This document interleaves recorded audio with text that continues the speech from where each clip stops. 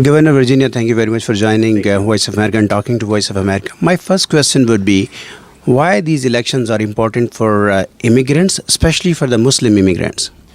Well, first of all, there's a real choice. Let me talk about Donald Trump first. Donald Trump wants to deport 16 million immigrants in this country today. He has also said that he wants to stop any Muslims from coming into the United States of America. So stop right there. Those two issues alone, I would assume, should generate some interest in the Muslim community around the United States of America. No more Muslims in America, and he wants to deport everybody who's here, all the immigrants who are here, all the immigrants who are here. So I would say he's dangerous to the immigrant community. Number two, I would say Hillary Clinton has had a long history as Secretary of State, United States Senator, of working with people, bringing people together to strengthen, to build the middle class, to help on health care, to help women, to help children. So there's a real stark contrast. But if you don't vote on November 8th, Donald Trump could win. I don't think it's likely, but he could if our people stay home.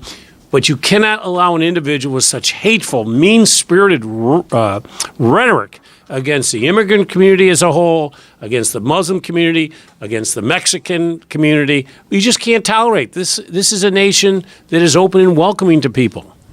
Security threats are really imminent, and those really exist and on the grounds. My question is, being a governor of Virginia, do you believe there are some arrangements on grounds? Those are to deal with the different demographics. Those are on the basics of the different demographics, maybe on the basis of ethnic and racial profilings. Is it really not important because the threats are genuine? And second question is, how are you dealing with the cyber threats, especially the people who are the predators? They are sitting far away from USA, but they are penetrating into the bedrooms, and they are going to change the minds of the lonely wolves, especially. Well, first, we don't allow racial profiling in Virginia. We don't tolerate it. If there are bad actors out there, we know what we need to do, our law enforcement and our folks involved in our law enforcement. Number two, cyber, you raise a very important question. I serve as chairman of the National Governors Association, and cyber is my lead initiative. In Virginia so far this year, we have had 53 million cyber attacks. We have had one every 4 seconds, 300,000 a day.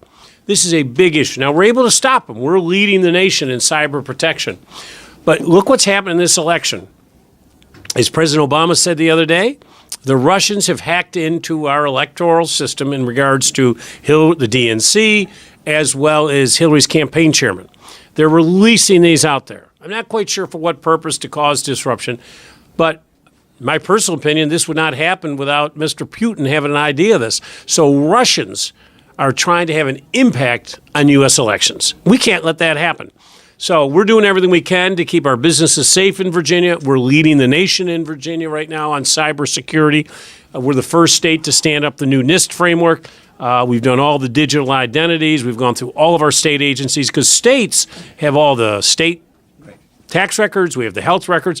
We have a lot of important data, but we are well protected. And my goal now as chairman of the National Governors Association is to make sure all the other 49 governors have the same protections that we have.